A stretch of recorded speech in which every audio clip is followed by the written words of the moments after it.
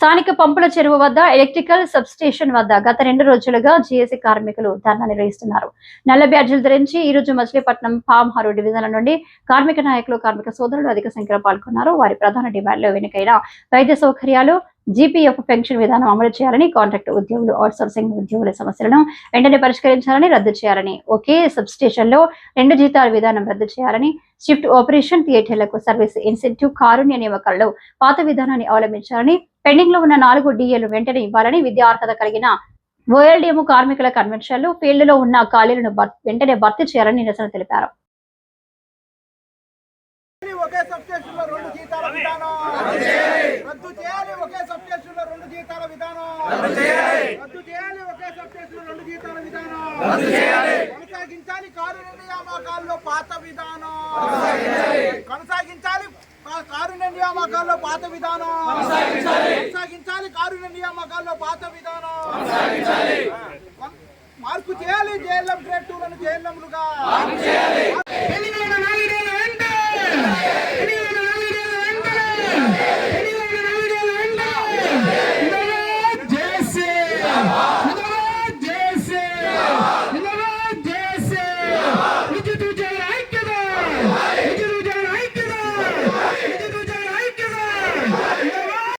ఇప్పుడు ఏంటంటే కొంత అమౌంట్ ఇవ్వడం, ఇలా తక్కువ బేసిక్లు ఇవ్వడము, తక్కువ బేసిక్ సృష్టించడము, ఆ విధంగా చేయడం జరుగుతుంది.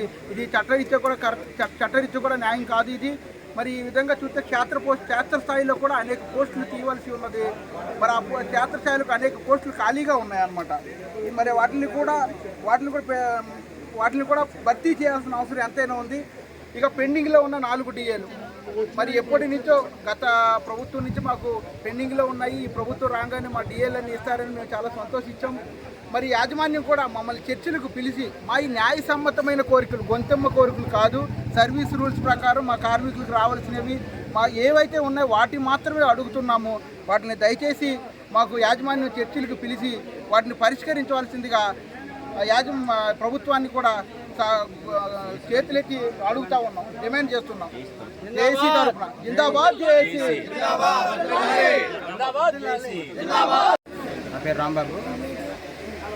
ఏపీ పవర్ జేఏసీ ఇచ్చిన పిలుపు మేరకు విడతల వారీగా 15వ తారీఖు నుంచి ఇవాళకి విడతల వారీగా మేము నిరసన తెలియజేస్తున్నాము. దీనిలో భాగంగా 15, 16 ఎవరికి వాళ్ళ సెక్షన్ ఆఫీసులో నిలబెట్టుతాను. అలాగే 17, 18 లంచ్ అవర్ ధర్నా, 19, 20 ఇవాళ 20 మా సమస్యలు అనేవి మేము సానుకూలంగా పరిష్కరించాలని చెప్పేసి మేము యాజమాన్యాన్ని కానీ డిపార్ట్మెంట్ మన గవర్నమెంట్ కానీ కోరుకుంటున్నాం. అపరిష్కృతంగా సమస్యలు ఉన్నాయి. ఇప్పుడు పెండింగ్ డిఏలు అనేవి రిలీజ్ చేయట్లేదు. సబ్స్టేషన్లో వచ్చేటప్పటికి షిఫ్ట్ లైన్మెన్తో వచ్చేసేవి అవి అలాగే జేఎల్ఎం గ్రేడ్ 2ని వాళ్ళని రెగ్యులర్ జేఎల్ఎంగా పరిగణించాలి. ఇంకా మేము ఇప్పుడు కూడా అప్పీల్ చేసేది ఏంటంటే మా సమస్యలని సానుకూలంగా పరిష్కరించాలని చెప్పేసి, అలాగే భవిష్యత్తులో జేఏసీ తరఫున ఏ నిర్ణయం తీసుకున్నా కానీ మేము ఆ నిర్ణయాన్ని కట్టుబడి భవిష్యత్ కార్యాచరణలో ముందడుగేస్తామని చెప్పి తెలియజేసుకుంటూ జిల్లా విద్యుత్ జేఏసీలో భాగంగా దీర్ఘకాలికంగా పెండింగ్లో ఉన్న సమస్యలను పరిష్కరించాలని, యాజమాన్యం వెంటనే కలుగజేసుకుని చర్చలకు పిలవాలని గత వారం రోజుల నుంచి దశల వారీగా ఈ ఆందోళన కార్యక్రమాలు చేపట్టడం జరిగింది. ఈరోజు రిలే నిరాహార దీక్షలో 2వ రోజు ఈరోజు కొనసాగుతుంది.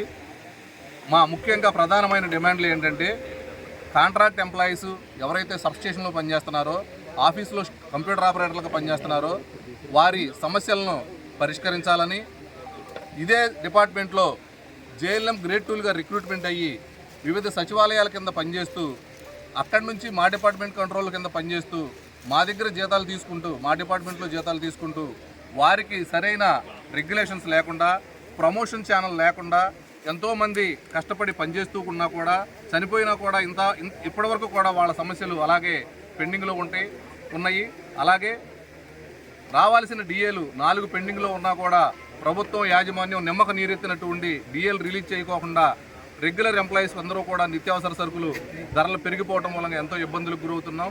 ఎన్నోసార్లు రాష్ట్ర జేఏసీ ఈ సమస్యలన్నింటి మీద మేనేజ్మెంట్ని కలిసి విన్నవించినా కూడాను మేనేజ్మెంట్ నిమ్మక నీరెత్తినట్లు ఉండి ఆందోళన కార్యక్రమాలు చేపట్టడం జరిగింది.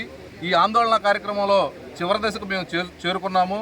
రేపు సోమవారం శాంతి ర్యాలీ నిర్వహించి అన్ని జిల్లాల కలెక్టర్లకి మెమోరాండం ఇవ్వాలని చెప్పి రాష్ట్ర జేఏసీ నిర్ణయం తీసుకుంది. తరువాత ఇప్పటికైనా యాజమాన్యం మేల్కొని మా సమస్యలను పరిష్కరించే దిశగా ఆలోచించాలి. ఒకవేళ యాజమాన్యం మా సమస్యలని నిర్లక్ష్యం చేసినట్లయితే మా రాష్ట్ర జేఏసీ ఇచ్చే పిలుపులో భాగంగా తదుపరి ఎటువంటి కార్యక్రమాలకు పిలిపించినా మా విద్యుత్ రంగ సంస్థల్లో ఉన్న అవుట్సోర్సింగ్ కాంట్రాక్టు సబ్స్టేషను ఆఫీసులో పనిచేసే కార్మికులు అందరూ కూడా ముందుకు వచ్చి ఆ